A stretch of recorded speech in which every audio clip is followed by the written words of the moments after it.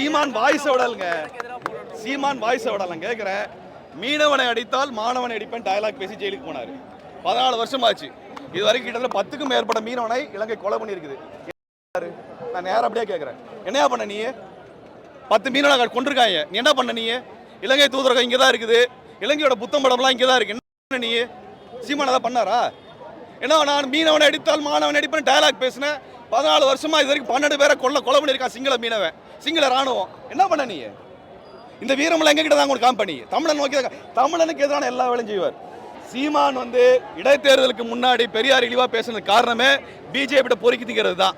இப்போ அண்ணாமலை ஆட்கள் ஈரோடு இடைத்தேர்தலில் சீமானுக்காக பிரச்சாரம் பண்ணிட்டு இருக்கிறாங்க. நேராக பார்த்துருக்கோம், அங்கே இருக்க தோழர்கள் சொல்லியிருக்கிறாங்க. இது பிஜேபி காரட்ட பிச்சை எடுத்துங்கிறதுக்காக தந்தை பெரியார் இழிவுபடுத்துறதா வேலை. வெக்கமா இல்லையா? என்ன சீமான் வெக்கமா பாரு. இது வரைக்கும் சீமான் ஏதோ காத்துல கதை சொன்னீங்க, AK-74 ஆமக்கறி அரிசி கப்பல்லாம் சொல்லிட்டு இருந்தீங்க. இப்போ நேருக்கு நேரம் நாங்கள் நிற்கிறோம். நாங்களாம் கட்சிக்காரங்க கிடையாது. திமுக திட்டினா திமுக ஒன்றும் பதில் சொல்லாது. ஆனால் இயக்கத்தை ஒரு நிற்கிறோம், தந்தை பெரியாரின் வழியில் நிற்கிறோம். நாங்கள் திமுகவிற்கு எதிராக போராடி இருக்கின்றோம், அதிமுக எதிராக போராடி இருக்கிறோம், ஏன் மோடி சர்க்காருக்கு எதிராக போராடி ஜெயிலுக்கு போயிருக்கிறோம், காங்கிரஸ்க்கு எதிராக போராடி இருக்கோம். நீங்க எல்லாம் ஒரு ஆளா? நான் கேட்குறேன், நீ எல்லாம் ஒரு ஆளா? வெறும் ஒரு சினிமா டயலாக் பேசுகிற உன்னை எல்லாம் ஒரு ஆளா நாங்கள் பார்த்துருக்கோமா? நாங்கள் இங்கே போராட்டம் நடத்தும் போது 10 பசங்களை கடைக்கு அனுப்புகிற, தனியாக தோழர்கள் நடத்தக்கூடிய கடைக்கு அனுப்புறியே, இதிலே தெரியல நீ எவ்வளோ கோலைன்னு. உனக்குலாம் என்ன மரியாதை நாங்கள் தரணும்? பார்த்துக்கோ, நாங்கள் பார்த்துக்கிறோம். நீ எங்கே வரோன்னு பார்த்துக்கிறோம்.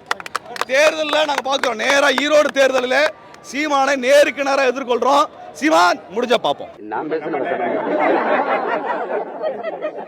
நான் அப்புறப்படுத்துறது என்ன? யார் அப்புறப்படுத்த போறது?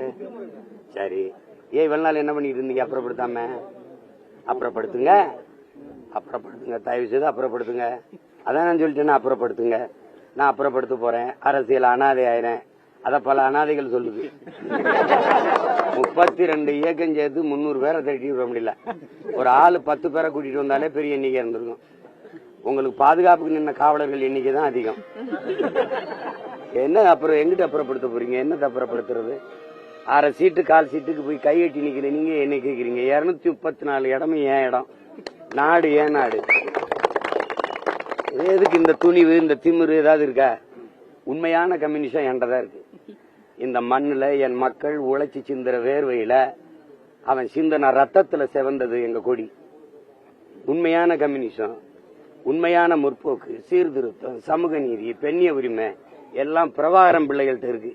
நீ சும்மா வெட்டி பேச்சு, வெற்று பேச்சு, வெறும் கூச்சல். எதை நீ செயல்படுத்திருக்க? சமூக நீதினு பேச உனக்கு இருக்கு, சமுக்கால நீதி கூட கிடையாது. சாதி வாரி கணக்கெடுப்பு எடுக்கிறதுக்கு உங்களுக்கு துணிவு இருக்கா? சட்டநாதன் அறிக்கை எங்க கிடக்கு? எந்த குப்பையில போட்டிய? என்னன்னா நீங்க யாருன்னு தெரிஞ்சிடும், நாங்க எவ்வளவுன்னு தெரிஞ்சிடும். அதானே நாங்க எத்தனை முறை சொல்றோம், நீ எடுத்து கொடுக்காத எண்ணி கொடு, அள்ளி கொடுக்காத அளந்து கொடுன்னு கேட்கிறோம். அதுல என்ன உனக்கு சிரமம்? அது மத்திய அரசு தான் எடுக்கணும்னு. இதுவரைக்கும் நீ மத்திய அரசுல இருந்ததில்லை. தொடர்ச்சியா ஒரு மாநில கட்சி 18 ஆண்டுகள் மத்திய அமைச்சரவையில் இருந்த ஒரே கட்சி இந்திய துணைக்கண்டத்திலே திமுக தான். ஐயா மன்மோகன் சிங் ஆட்சியில 9 ஆண்டு இருந்தீங்க. ஐயா வாஜ்பாய், ஐ.கே. குஜரால், டி.பி. சிங், தேவேகவுடா, இந்த எல்லார் ஆட்சியில இருந்தீங்கல்ல. அப்போலாம் எடுக்காம என்ன பண்ணீங்க? சாதி வாரி கணக்கெடுப்பு என்ன பண்ணீங்க? கல்வி மாநில உரிமை அதை பொதுப்பட்டியலிருந்து மாநில பட்டியலுக்கு எடுத்து கொடுக்கும்போது எங்க இருந்தீங்க? இங்கதான் இருந்தீங்க. அப்ப அத்தனை ஆள அமைச்சரவையில் இருக்கும்போது மாநில பட்டியல் கொண்டு வராம என்ன பண்ணீங்க? எல்லாமே அப்படி தேவைன்னா குறவழியை பிடிச்சிங்கன்னா ஐயோன்னு கத்துறது. இதெல்லாம் என்னது இது? ஏன் சாதி வாரி கணக்கெடுப்பு இந்த மாநிலங்கள்லாம் எடுக்கும்போது உச்ச நீதிமன்றமே சொல்லுது மாநிலமே எடுத்துக்கொள்ளலாம், அதுக்கு அதிகாரம் இருக்கு. நீ ஏன் எடுக்கல?